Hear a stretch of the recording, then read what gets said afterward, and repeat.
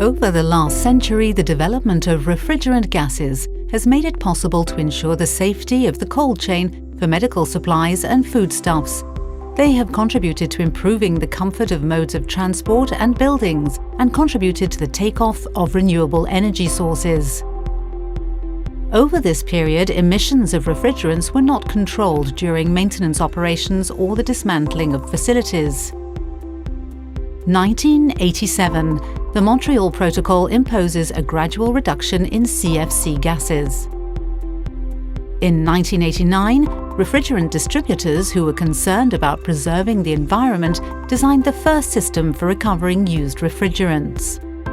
From then on, they provided installation engineers with specific packaging for recovering used refrigerants. They could then start collecting them. This innovative principle, designed and implemented by the distributors, would play a part in protecting the ozone layer and reducing greenhouse gas emissions. The control of refrigerant life cycles began here. Established distributors led to the perfecting of innovative processing of used refrigerants to return them to their original specifications, which meant they could be reused. Under the leadership of historical distributors, innovative treatment technologies have been developed for used refrigerants to regain their original specifications, giving them a second life. In 1993, with no regulations in place, the distributors producing refrigerant fluids and players in air conditioning and cooling, who were aware of the environmental efficiency of this system, took action to sign an agreement between all the participants in the sector. This agreement validated the recovery process and the implementation of a financing mechanism based on paying a fixed rate per kilo of refrigerant. This system made it possible to finance the processing of used fluids and thereby reduce atmospheric emissions of refrigerants. The first systems of environmental contribution were created.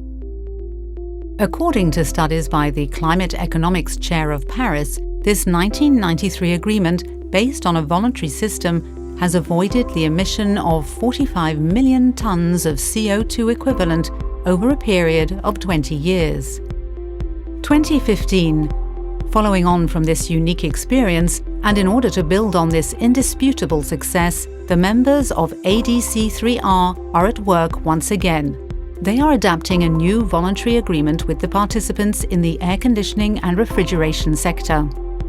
According to the Armin study in February 2016, this new voluntary step should avoid the emission of 68 million tons of CO2 equivalent by 2030, which represents less than 2 years of emissions from the light vehicle pool in France.